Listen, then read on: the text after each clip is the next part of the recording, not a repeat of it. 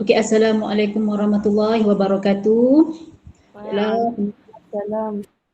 Okey, terima kasih sebab masuk dalam Google Meet ni. Okey, cikgu teruskan pembelajaran kita hari ini. Okey, hari ini cikgu nak ajar awak tentang nilai pulangan pelaburan ataupun ROI. ROI ni mungkin dalam bahasa Inggeris, cikgu cari juga ROI itu apa tapi tak jumpa. Jadi kalau ada yang rajin nak cari apa itu ROI mungkin dalam bahasa Inggeris, carilah nanti Okey, tapi maksud dia tu ialah nilai pulangan pelaburan. Okey, untuk tajuk ni sebenarnya adalah sambungan daripada jenis pelaburan. Awak ingat tak awak pernah belajar masa awal-awal bab 3 dulu, awak pernah belajar tentang jenis simpanan dan juga jenis pelaburan. Ada berapa agaknya jenis pelaburan? Siapa ingat? Ada berapa jenis pelaburan yang awak telah pun belajar masa awal-awal dulu, awal-awal bab 3? Berapa jenis pelaburan? Berapa? Siapa tu Nur? Baru nak cari lah tu. Cepat cari. Apa jenis-jenis pelaburan yang awak pernah belajar? Ada berapa? 3. Okey, apa dia? Cikgu nak awak sebutkan apa dia? Saham, amanah saham. Okey, betul, amanah saham. Lagi? Hartanah. Satu lagi? Saham. Okey, itulah dia amanah saham, saham dan hartanah. Jadi inilah sambungan dia. Hari tu awak jenis simpanan, sambungannya ialah faedah simpanan. Jadi kalau yang pelaburan, okey, dia punya sambungannya ialah nilai pulangan pelaburan. Okey? Boleh Baiklah, kita tengok dulu maksud nilai pulangan pelaburan atau ROI. Okey, ianya ialah ni tengok kat skrin ni. Nilai pulangan pelaburan merujuk kepada nilai pulangan atas setiap ringgit yang dilaburkan oleh pelabur. Okey, nanti kita akan tengok soalan-soalannya. Apa maksud nilai pulangan atas setiap ringgit yang dilaburkan oleh pelabur? Memang ada caranya untuk kita cari nilai pulangan ini Okey. Okey, dalam erti kata lain, nilai pulangan pelaburan juga merupakan nisbah keuntungan atau kerugian yang diperoleh daripada suatu pelaburan. Okey, kalau kita buat pelaburan semestinya kita nak untung. Okey, mesti nak untung. Jadi kalau awak katakanlah satu hari nanti awak nak buat pelaburan, konon-kononnya saham main saham. Jadi carilah maksudnya kalau awak tak pernah main saham, mula-mula carilah dulu guru ataupun orang yang pernah buat saham, tanya macam mana, jangan sampai rugi. Kalau rugi tu memang rugi betul lah. Tapi kalau untung tu alhamdulillah banyaklah awak dapat. Kalau pelaburan ni kalau untung memang untung. Tapi kalau rugi sangat rugi. Jadi berhati-hati Okey. Okey, mari kita tengok. Baiklah. Formula atau rumus nilai pulangan pelaburan. Okey, dalam rumus nilai pulangan pelaburan ni yang penting ini jumlah pulangan yang awak tahu buat. Jumlah pulangan ni kena tahu kira. Okey, jumlah pulangan kena tahu kira macam mana. Ini ada caranya. Nanti kita akan tengok soalan Okey, nilai pelaburan awal ini maksudnya modal yang awak gunakan untuk memulakan pelaburan tu. Modal yang awal-awal Okey. Okey, kita tengok amanah saham. Baiklah, kita tengok dulu amanah saham ini adalah jenis yang pertama untuk pelaburan. Okey, jenis pelaburan yang pertama amanah saham. Okey, amanah saham adalah alternatif pelaburan yang baik untuk pelaburan jangka masa sederhana iaitu 3 hingga 5 tahun dan jangka panjang lebih daripada 5 tahun. Okey, jadi maksudnya amanah saham ni boleh buat jangka pendek. Boleh buat jangka pendek dan boleh buat jangka panjang. Dan lagi satu, amanah saham ni adalah satu saham yang sangat apa yang kata? Sangat sangat baguslah kalau nak buat sebab yang ini insya-Allah tak rugi. InsyaAllah tak rugi. Jadi maksudnya kalau lah bila awak dah bekerja nanti, sebab bila dah bekerja lah kita ada duit kan, jadi ada duit bolehlah keluarkan modal kan. Jadi bila masa tu awak nak buat, kalau nak buat amanah saham ni, okey. Sebab cikgu juga ada sejarah dengan amanah saham lah, maksudnya cikgu pernah buat. Jadi maksudnya amanah saham ni cikgu okeylah syorkan. Tapi amanah saham pun ada banyak jenis. Okey, yang awak yang cikgu buat ialah amanah saham berhad. ASB. Okey, ASB. Jadi kalau sebab ASB ni diselenggara oleh bank negara, jadi lebihlah selamat, lebih selamat. Okey, cuba tengok nombor 2. Pelaburan dalam amanah saham adalah berisiko rendah. Berisiko rendah ni maksudnya rendah, berisiko rendah untuk rugi. Rugi tu rendahlah risikonya, jadi tak rugi sangatlah. Kerana diuruskan oleh pengurus dana profesional yang dikawal selia oleh Suruhanjaya Security dan juga dipantau oleh bank negara. Jadi ini ada kaitan dengan kerajaan kita. ASB ada kaitan dengan kerajaan. Itu kalau kerajaan kalau ASB lah. Okey, pelaburan dalam amanah saham membolehkan pelabur mempelbagaikan pelaburan mereka dengan modal kecil. Okey, macam ni pakcik cikgu ada buat amanah saham ni. Dia buatkan untuk semua anak dia. Dia buatkan semua untuk anak dia. Jadi maksudnya amanah saham ni memang boleh, kalau nak buat modal kecil pun okey. Pulangannya memang besar juga. Jadi dibuatkan untuk semua anak dia ada 4, dibuatkan 4 anak dia. Bila anak dia dah bekerja, anak dia yang sambung bayar. Okey, sambung bayar macam mana itu ada ceritanya amanah saham ni. Okey, okey, macam mana? Okey, cara amanah saham cikgu nak cerita sikit macam mana ASB ni dibuat.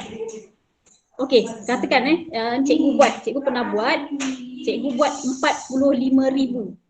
45,000 ni dalam masa 15 tahun. Okey. Tapi okey, RM45,000 tu cikgu memang tak ada duit RM45. Okey, tapi apa yang cikgu buat, apa yang disyorkan buat ialah cikgu akan bayar angsuran sehinggalah dapat kumpul RM45,000. Okey. Jadi selama 15 tahun itu cikgu pun akan dapat dividen dan share bonus. Okey, jadi ASB ni ada caranya juga tapi kalau nak ceritakan dekat awak pun agak panjang juga ceritanya Okey. Mari kita tengok kita tengok pulangan pulangan amanah saham ni. Okey, yang pertama apa? Dividen. Okey, dividen. Dividen ni lazimnya diterima pada akhir tahun kewangan dan dihitung berdasarkan wang dilaburkan. Okey, inilah dia. Tadi cikgu kata cikgu buat ASB ni cikgu buat RM45,000 dan cikgu buat selama 15 tahun. Okey, setiap tahun pada 15 tahun itu, okey, setiap tahun cikgu akan dapat wang dividen. Okey, tahun pertama dapat dividen, tahun kedua dapat dividen, tahun ketiga dapat dividen sampai dah 15 tahun. Okey, macam mana cara dia kira dividen? Okey, dividen ni memang dividen ni dalam bentuk kadar. Kadar ni ditentukan oleh bank negara lah, maksudnya berapa kadar pada tahun ini. Sebab setiap tahun kadar dividen tak sama. Ada 5 tahun, ada 6 tahun, ada 6%, ada 7%, ada 3%, ada yang sikit, ada yang banyak. Jadi ikut berapa kadar ataupun berapa peratus pada setiap tahun. Jadi kalau tahun pertama, katakan tahun pertama, cikgu kadar dividennya ialah 5%. Jadi 5% tu darab dengan apa? Darab dengan modal cikgu iaitu RM45,000. Setiap tahun pun dividen akan darab dengan modal. Dengan modal cikgu itu RM45,000. Okey, jadi setiap tahun cikgu akan dapat dividen tu. Macam mana caranya? Katakan katakan 5, okey 5,000. Bukan 5%. 5% maksudnya 5/100 kan? 5/100. Okey, darab dengan 45,000. Okey. Okey, cikgu akan dapat, nampak ke ni? Okay, cikgu akan dapat setiap tahun 2,250. Ini kira dividen.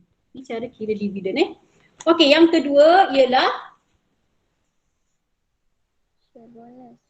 okey, yang kedua ialah share bonus. Share bonus merupakan share tambahan yang diberi secara percuma kepada pemegang saham yang sedia ada. Okey, sebenarnya share bonus ni memang dia bersaing dengan dia akan dapat saing dengan dividen. Akan dapat saing dengan dividen. So maksudnya katakanlah dividen tadi cikgu dapat 5%. Jadi share bonus ni memang diberi percuma kepada pemegang saham pun itu pun ikut juga setiap tahun tak sama. Katakanlah pada tahun pertama cikgu buat dividen dapat 5%, share bonus dapat 3%. So semuanya 8%. Jadi kalau 8%, jadi 8/100 darab dengan modal cikgu iaitu 45,000. Dapat 3,600 pada tahun pertama. Itulah maksudnya. Jadi tiap-tiap tahun mungkin cikgu akan dapat 3,600, ada dapat 3,200 saja. Itu terpulang pada kadar dividen dan share bonus. Inilah pulangan amanah saham. Okey. Dan satu lagi, apa pulangan dia yang ketiga ialah okey, keuntungan modal. Daripada mana keuntungan modal? Peningkatan harga saham semasa saham dijual. Okey, sorry. Peningkatan harga saham semasa saham dijual. Okey, ini maksudnya selepas 15 tahun cikgu habis bayar ansuran untuk 45,000 tu. Okey. Selepas 15 tahun tu nanti pihak bank akan uruskan saham cikgu, dia akan jualkan saham tu. Okey, dia jualkan saham cikgu dan cikgu akan dapat balik 45,000 tu kat cikgu. Jadi ada 3 benda kalau awak buat ASB, ada 3 benda yang awak akan dapat, iaitu dividen dan share bonus setiap tahun, dan juga akhir sekali awak akan dapat keuntungan modal apabila awak jual balik saham tu. Okey, kalau awak tengok katakanlah setiap tahun dividen dan share bonus cikgu dapat 3,600. Okey, katakan cikgu langsamlah semua setiap tahun cikgu dapat 3,600 ni kan. Okey, cikgu darab dengan 15 tahun. Cikgu akan dapat 54,000. Ini untuk dividen dan share bonus saja. Okey, lepas tu bila cikgu jual saham cikgu balik, okey, sebab satu unit berharga RM1, so cikgu buat RM45,000. Jadi 45,000 saham, 45,000 unit saham lah. Cikgu jual semula dan dapat balik RM45,000. Itu belum termasuk kalaulah pada tahun cikgu nak jual itu ada kenaikan saham. Maksudnya harga saham satu unit ada naik. Tapi selalunya ASB tak ada naik lah. Dia maksudnya memang RM1 saja harga dia. Memang satu unit RM1 harganya. Jadi kalau 45,000 unit, jadi RM45,000. Okey, jadi tambah dengan 45,000 akan dapat, cikgu akan dapat pada akhir 15 tahun tu RM99. RM99,000. Itulah kalau buat ASB. Setakat ni okey tak ASB? Ataupun amanah saham? Memang agak susah kalau nak faham tentang saham ni tapi tak apa. Okey, baiklah, sebelum kita pergi ke pulangan atas pelaburan bagi hartanah, boleh tak awak buka buku teks awak? Cikgu nak tunjukkan sekejap. Okey, ini tadi ini adalah jenis-jenis pelaburan Okey, cikgu nak tunjukkan sekejap contoh latihan untuk saham tadi, amanah saham.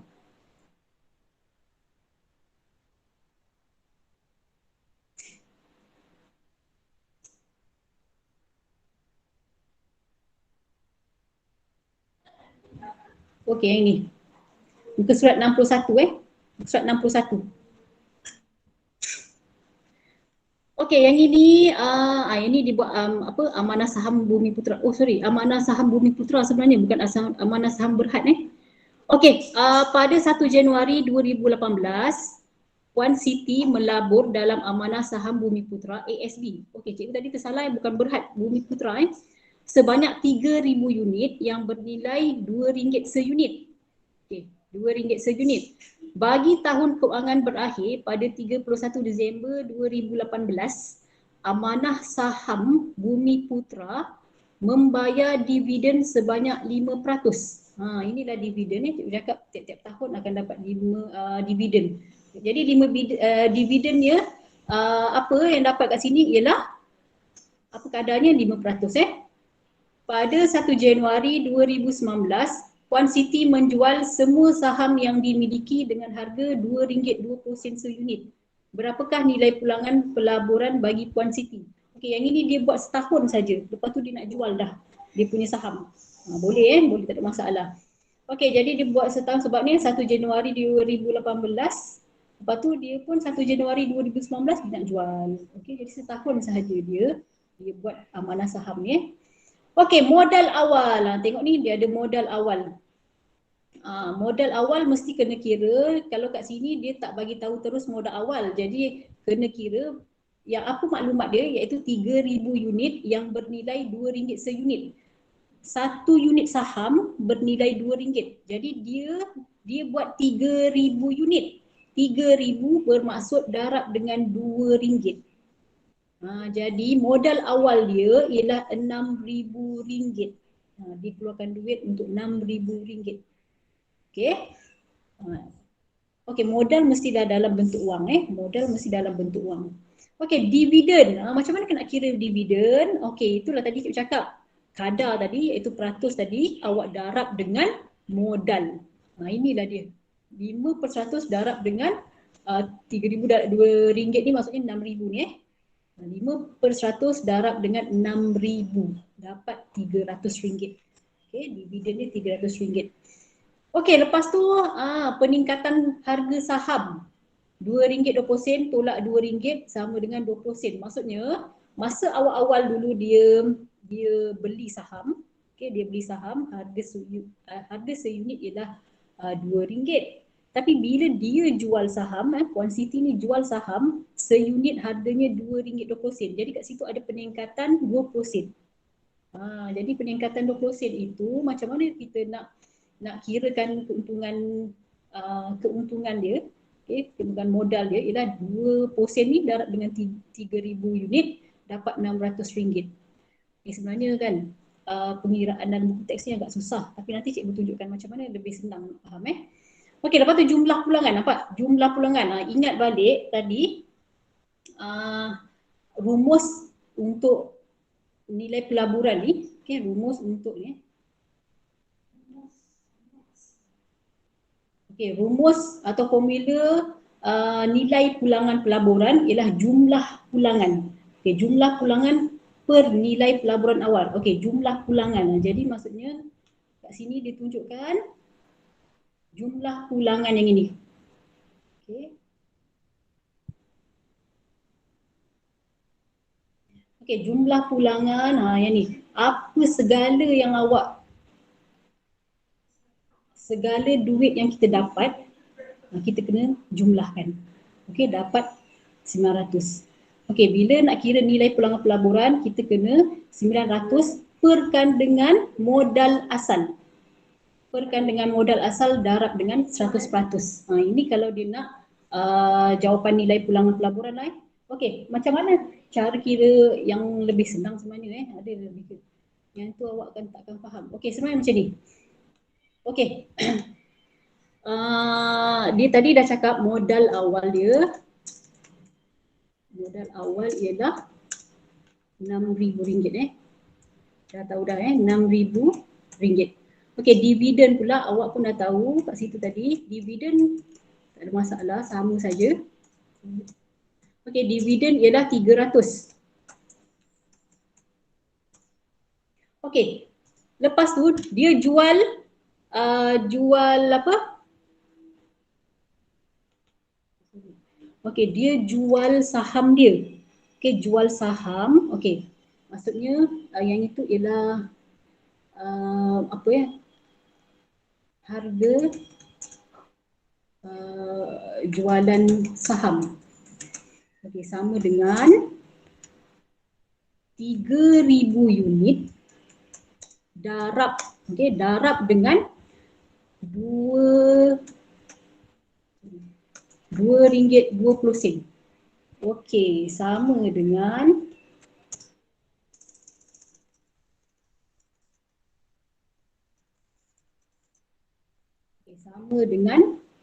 RM berapa tu? Okey. 3,000 darab 2 ringgit 20 sen, 6,600. 6,600. Okey, sekarang ni kita nak kira jumlah pulangan. Jumlah pulangan. Okey. Macam mana nak faham tentang jumlah pulangan ni? Ialah macam ni Jumlah pulangan bila kita nak kira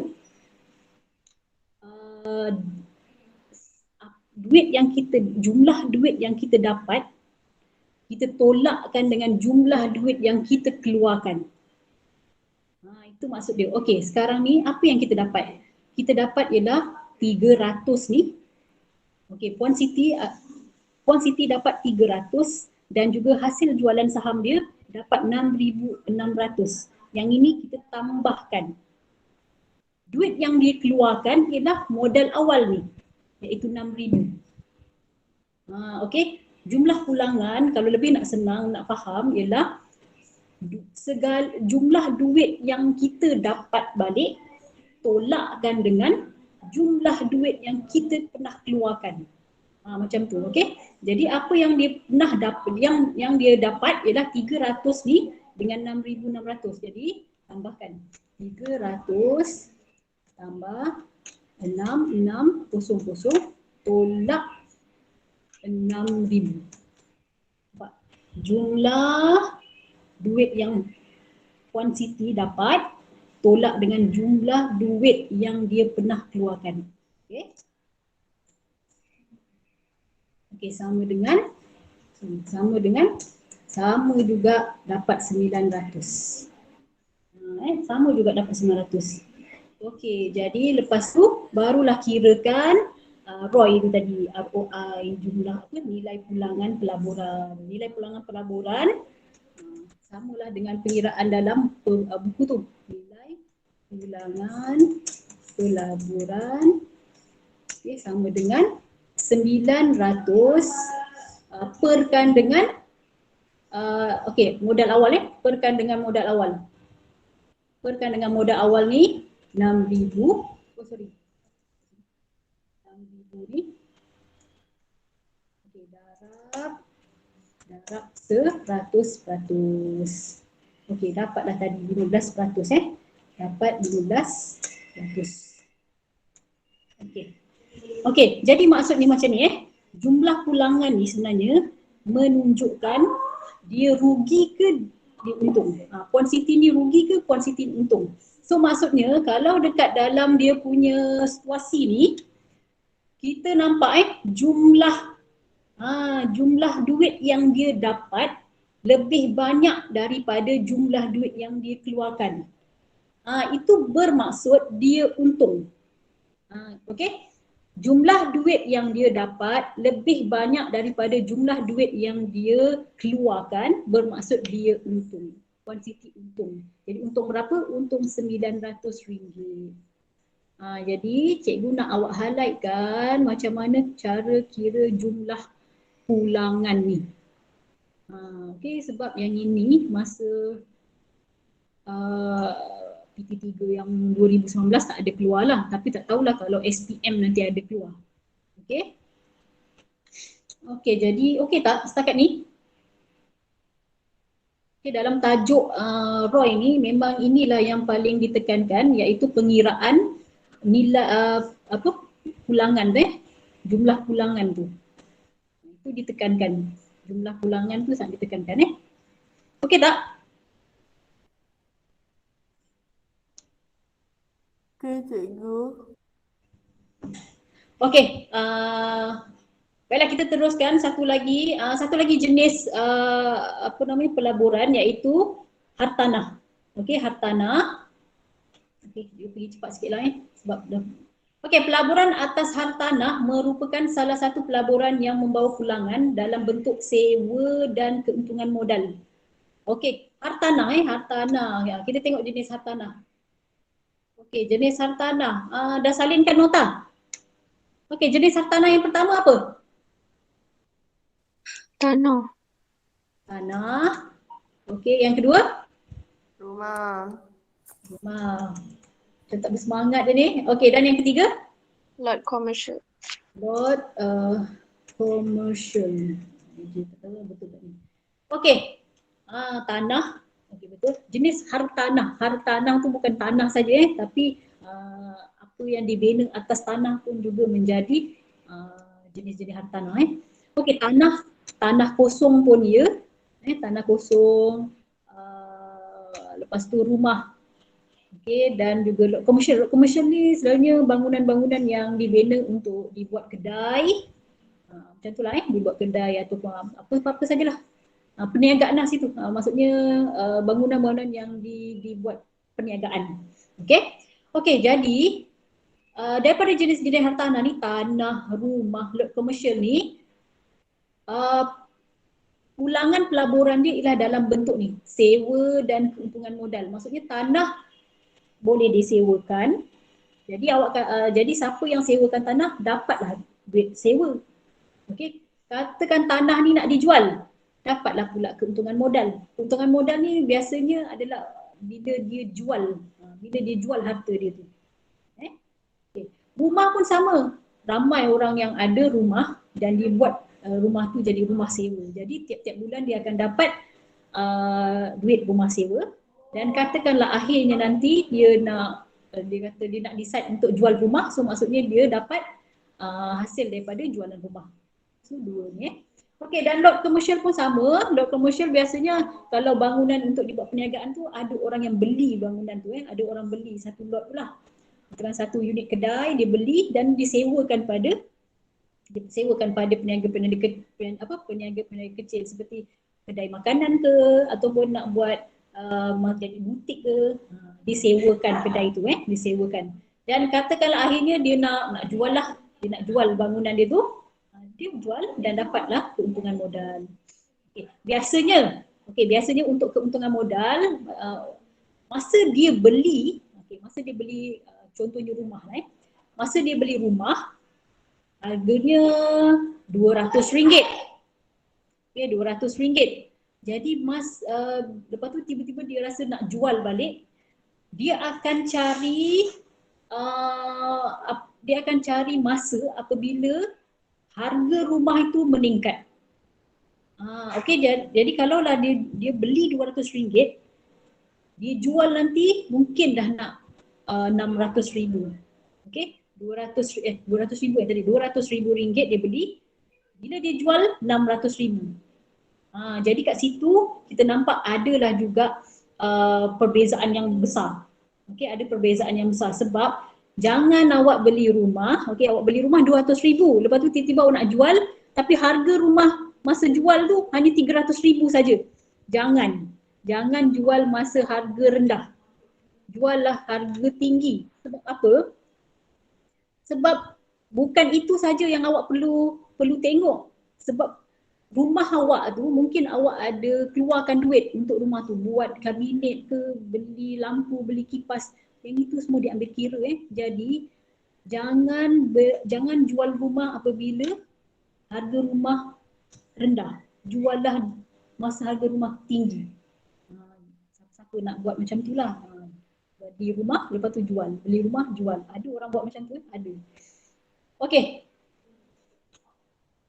Mari kita tengok apa dia ni. Okey, faktor-faktor yang mempengaruhi nilai pulangan pelaburan bagi hartanah. Okey, yang pertama ialah keadaan ekonomi. Okey, keadaan ekonomi yang stabil yang ini sangat ramailah pelabur-pelabur daripada dalam dan luar negara untuk melabur di negara kita. Okey.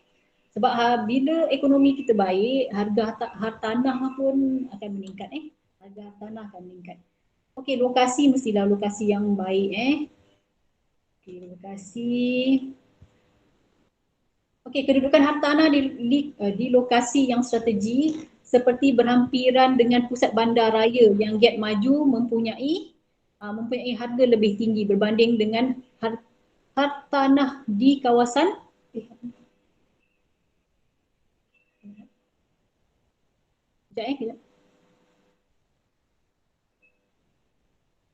Okey. Okey, berbanding dengan hartanah di kawasan luar bandar.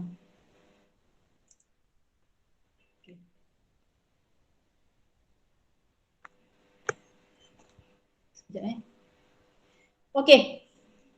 Dan seterusnya ialah situasi politik. Okey, situasi politik di negara kita agak kelam kabut sekarang. Tapi disebabkan ada COVID-19, rasanya semua sektor pun memang makin teruk juga. Okey, jadi amalan saham pun turun juga pada waktu COVID-19 ni.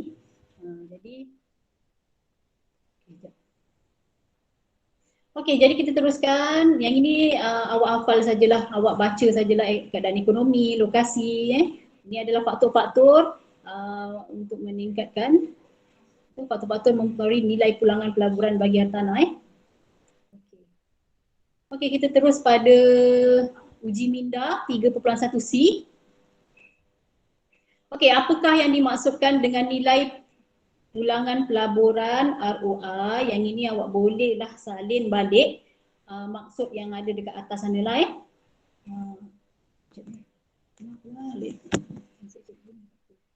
Okey. Yang ini yang cikgu nak bincang dengan awak Baiklah. Okey, pada 1 Januari 2019, Encik Moses membeli sebuah inap desa. Apa maksud inap desa? Apa itu inap desa?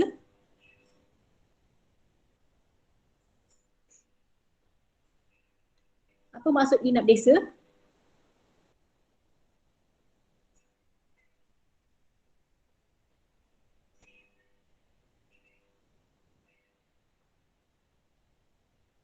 Okey, seorang jawab apa maksud inap desa?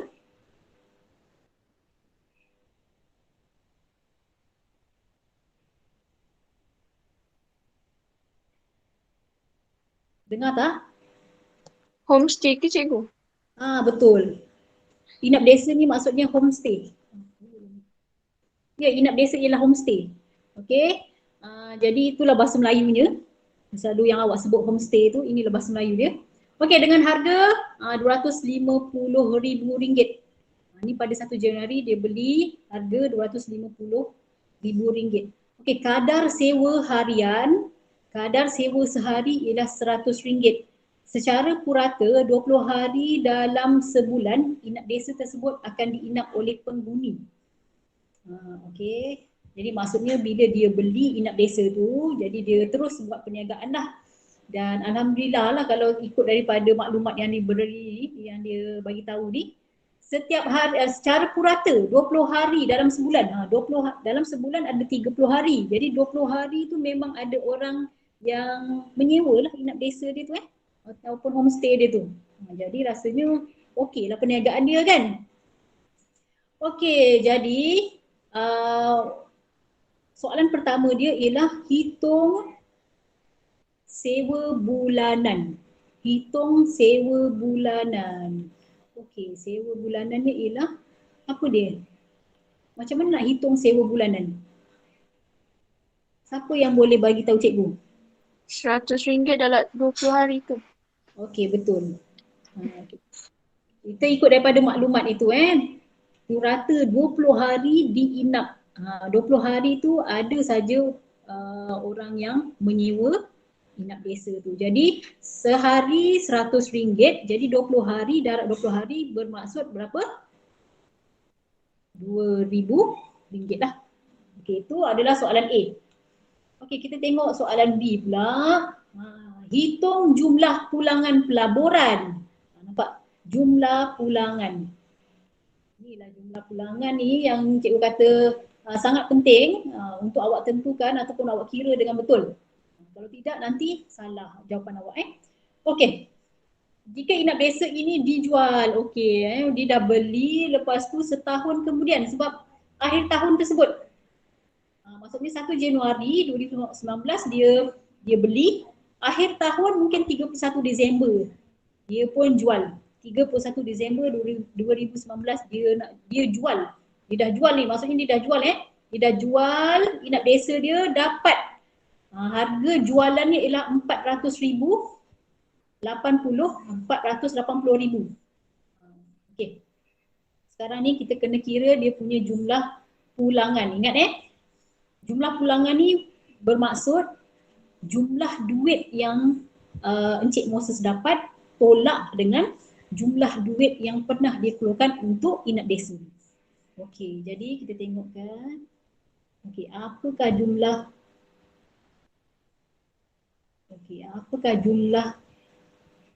pulangannya? Okey, tengok ni. 480,000 tolak dulu dengan harga jual balik, tolak dengan harga asal tadi. Okey, tambah dengan 200,000 darab 12. Okey, ataupun lebih mudah kalau awak nak faham. Okey, kita tambahkan dulu apa benda yang dia dapat. Maksudnya sewa bulanan mestilah Encik Moses yang dapat, betul tak? Okey, sekarang ni dalam situasi ini duit yang dia dapat ialah sewa bulanan dan juga harga jualan semula inap desa tu. Okey, jadi maksudnya 480,000 tambah terus dengan 2,000. 2,000 ni kena darab dengan 12. Sebab apa? Sebab dia dah menjalankan perniagaan inap desa ni selama setahun. Jadi kita darab dengan 12. Okey, untuk sewa bulanan ni. Okay, ni sewa bulanan ni. Okey, lepas tu tolakkan dengan 250,000 masa dia beli inap desa pada awal tahun. Okey. Okey, jadi jawapannya ialah semuanya ialah 254,000. Okey, kalau awak tengok kalau awak tengok kat sini, duit yang dia dapat lebih besar daripada duit yang dia keluarkan. Jadi bermaksud dia untunglah kat sini. Dia untung. Lagi satu, kalau awak tengok jumlah pulangan pelaburan dia ni lebih besar daripada dia beli bangunan ni dulu, dia beli inap desa ni dulu. Jadi dia memang sangat untung. Itulah caranya. Pandai dia cari dia maksudnya harga jual balik inap desa tu agak tinggi. Jadi okeylah tu. Jadi awak kena kalau nak buat pelaburan hartanah, pelaburan hartanah ni memang sangat menguntungkan sebenarnya, tapi kena pandai, kena cari masa-masa yang harga sesebuah tanah ke ataupun rumah ke ataupun lot komersial tadi dia harganya tinggi.